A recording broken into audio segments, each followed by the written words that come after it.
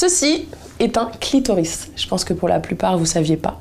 Maintenant, vous savez, ça ressemble à ça. Aujourd'hui, je suis avec vous parce que je vais vous expliquer un peu ce que c'est que cet organe et je vais vous expliquer surtout à quoi ça sert. Et comment ça se fait qu'aujourd'hui, en fait, tout le monde s'est dessiné un pénis et personne s'est dessiné le clitoris.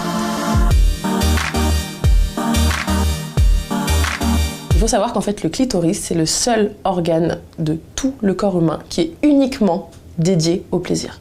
Donc en fait, cet organe est juste là pour nous faire jouir et pour qu'on ait du plaisir. C'est pas mal, hein? Le clitoris possède, lui, 8000 terminaisons nerveuses, là où le pénis en possède 6000. Et juste pour que vous ayez une petite idée, sur la pointe du doigt, il y a 3000 terminaisons nerveuses.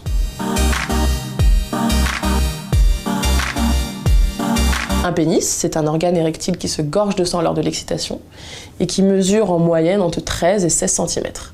Eh bien, un clitoris, c'est un organe qui se gorge de sang lors de l'excitation et qui mesure en moyenne entre 11 et 13 cm.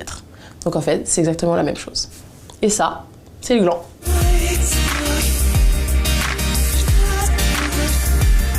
Ça, c'est le clitoris. Là, cette partie-là, vous la voyez pas. Ça, c'est à l'intérieur du vagin et ça, c'est à l'extérieur. Donc en fait, le vagin, il est juste là. Et tout ça, toute cette partie interne du clitoris, elle englobe le vagin. Il y a une espèce de croyance, en fait, qui précise qu'il y aurait en fait deux orgasmes.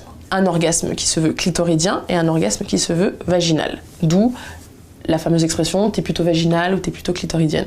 Ça, c'est en fait un mythe, dans le sens où tous les orgasmes sont clitoridiens. Ce qu'il faut en fait dire, c'est un orgasme clitoridien par stimulation externe, donc cette partie-là, ou un orgasme clitoridien par stimulation interne, qui est en fait cette partie-là. Mais ce qu'il faut savoir, c'est que dans tous les cas, si on a un orgasme, c'est grâce au clitoris. Je pense que la question qui revient le plus sur mon compte, c'est bonjour, j'ai un problème. Je n'arrive pas à avoir d'orgasme quand je couche avec mon partenaire. Je leur dis, bah écoutez, pourquoi? Enfin, c'est-à-dire que la première question que je pose, c'est est-ce que tu te masturbes? Donc généralement, on me répond oui. Je leur dis, comment tu te masturbes? Bah, par stimulation externe du clitoris, d'accord? Et tu arrives à avoir des orgasmes comme ça? Oui. Bah, masturbe-toi pendant la pénétration ou demande à ce qu'on te masturbe pendant la pénétration. Ah non, ça c'est quelque chose, c'est que de moi à moi, et puis en plus il va mal le prendre, enfin, j'ai pas envie de le blesser. Il y a cette peur de vexer l'autre qui a un rôle majeur sur la façon dont on aborde notre sexualité. Le fait de se dire je l'ai pas fait jouir concrètement que avec mon pénis, c'est pas ça, être un mauvais coup. Ça n'existe pas. Il n'y a même pas de question d'ego, il n'y a même pas de question de culpabilité à avoir là-dedans. C'est pas ça. C'est juste que c'est purement physique. Et c'est pour ça que c'est important de parler de clitoris, parce qu'en fait, quand on comprend comment il est et où est-ce qu'il est, tout prend sens. Donc la notion de l'obligation de la pénétration, faut arrêter avec ça.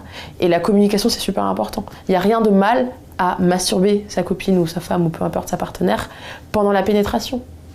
C'est pas, ça en fait pas un moins bon coup ou un moins bon amant. Ça c'est pas vrai. Les hommes qui m'écrivent, ils me disent bonjour, je ne sais pas comment faire jouir ma copine.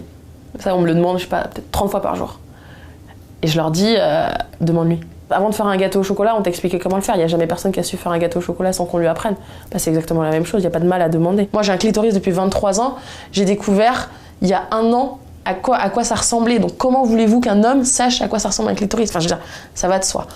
Ne les engueulons pas, ne les pointons pas du doigt. Expliquons-leur, tout simplement. Moi, je sais, par exemple, j'ai des règles très douloureuses, je suis atteinte d'endométriose. Le meilleur antalgique de l'espace, c'est la masturbation.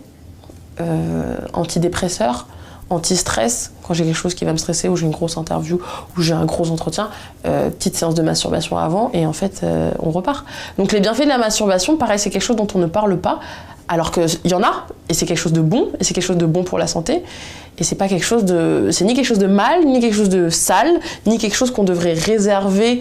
Pareil, j'ai beaucoup de personnes qui croient encore qu'à partir du moment où on est en couple, on arrête de se masturber. Beaucoup de femmes qui m'écrivent pour ça en me disant « je suis en couple, du coup j'ai arrêté de me masturber ». Quel est le lien?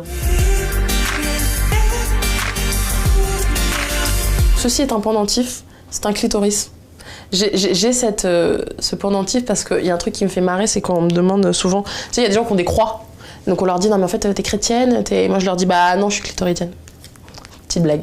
S'emparer du symbole qui est le clitoris, ça donne une perspective et ça donne en fait un nouvel air. C'est-à-dire qu'on n'a plus envie de représenter le féminisme et les femmes par des utérus, par des ovaires, qui, à mon sens, ramène encore une fois la condition de la femme à sa condition de génitrice. Or, on est mère si on a envie, on est mère quand on en a envie. Ça se trouve, on sera jamais mère et ça ne fait pas de nous des moins bonnes ou des femmes moins respectables ou quoi que ce soit. Donc, le clitoris, c'est bien parce que ça permet de parler, de tout simplement prendre son pied.